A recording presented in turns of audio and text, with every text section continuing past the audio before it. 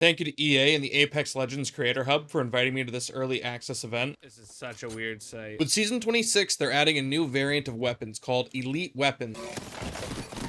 Replacing their typical counterpart in the loot pool, elite weapons are an upgraded and typically modified version. They're introducing it as a way to spice up and improve Apex, but they're keeping it in their back pocket. We won't always be getting a new one. The first elite weapon we're getting is the Re-45 Elite. The typical light ammo machine pistol you know and love is being converted into a 3-burst energy pistol. And I can't lie, it's crazy. This thing shreds. Tell me what you think about the Energy Re. Personally, I cannot wait for them to hit weapons like the Wingman, like Titanfall 2, or they make a new one like something like a one-shot Peacekeeper with insane range and damage. What weapon do you want to see an elite version of? Alright, now that is actually disgusting. In the best way fucking possible.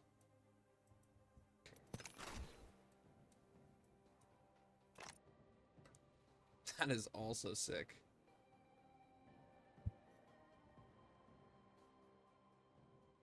Apex is adding a bat heirloom like Octane's and Mobile, and they have one named the Yeeter, so you know I had to use it. I honestly love it. The way you hold the bat when you run in reverse grip, and all the little emotes, make it a fun heirloom that doesn't take up too much screen space.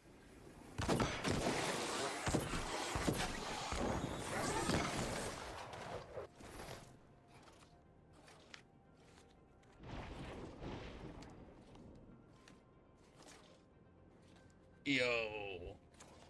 Honestly, an Apex playing card game could be fire.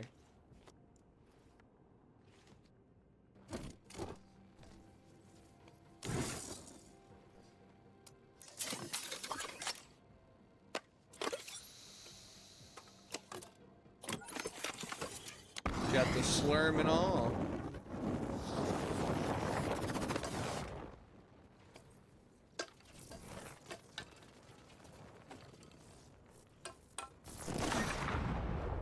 This season, Apex decided to cut out some of the bullshit, so now your challenges can be completed in any game mode, so everything you do adds progress to your challenges. To add to these quality of life changes, when you get items from a match, may it be a banner, a skin, pack, you get this cool animation sequence where it all kind of just drops down in a pod. Their goal here is to make it more exciting when you get rewarded, and to make it less of a click-through slog. What do you think about these changes? What would you like to see? So among all the Season 26 new changes, the one I was most skeptical about was changing E-District from night to day, because I love night maps. Personally, I feel like night maps play better with Apex, but honestly, after trying it out, I kind of love it. They took the skybox inspiration from Angel City and Titanfall, which is overall just super clean and comfortable to play on. To go with that, all of the maps are getting updates for better reads, improved lighting, and decluttering. The biggest ones right now are E-District, like you see, and also Kings Canyon. But Storm Point also did get some lighting upgrades, so I'm curious to see how that works out. Seems like a good time to tell you about this now. Next season for matchmaking, you'll have the ability to re-queue with randoms that you like, so you don't have to go back to lobby, send a friend request, and do all that junk. You can just keep the vibes flowing. On top of that, in ranked, there's now drop zones, so you don't pick where you land, you just kind of get deposited on the map and then have to push through like an ALGs. But tell me what you think about the changes.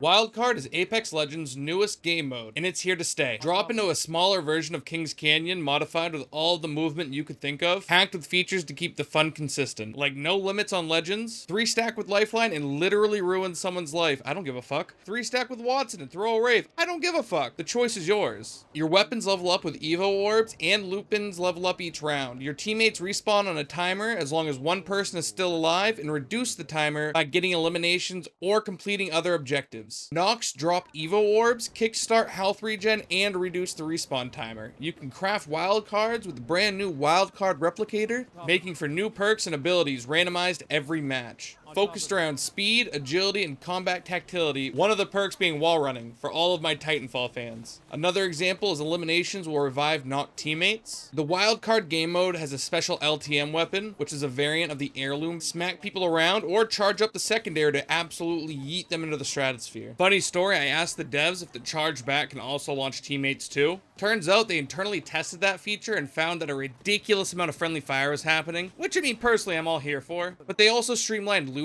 Now you simply run over bodies and pick up whatever you need, maybe nades, ammo, meds. Overall, I haven't stopped thinking about this game mode since I was able to test it out, but make sure to tell me what you think when you get to try it. I'll make sure to throw any feedback I get upstream.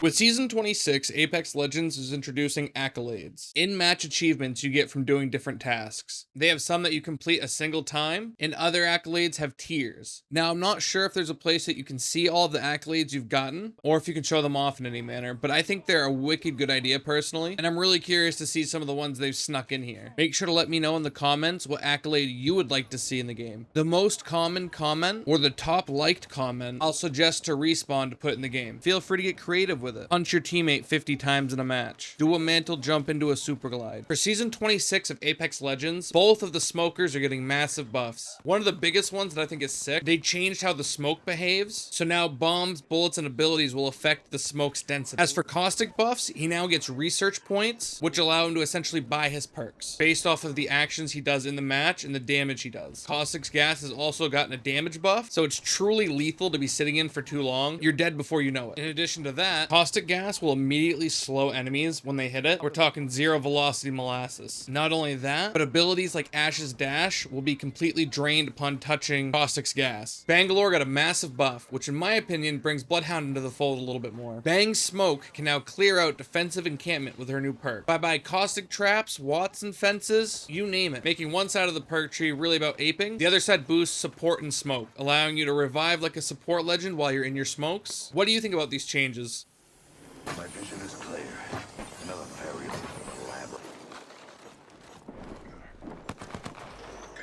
Apex Legends Season 26 is coming with several rank changes. Like all ranks, including bronze, now require RP to enter matches. This season, kill participation gives less RP than before. However, this is to make sure lobbies don't die out way too quickly and leave this weird stretch of match where you can't find anyone. And the devs will be watching closely to make sure this doesn't become a Season 17 rat fest. They doubled down on this, actually. They're adding ALGS-style drop zones, so it'll assign you a random POI, and then from there you can push out. They've added a new level of ranked reward called auras. You can attach it per legend, like heirlooms, and you get them tied to your rank. But what do you think about these rank changes? What rank changes do you think would make a big impact on Apex Legends?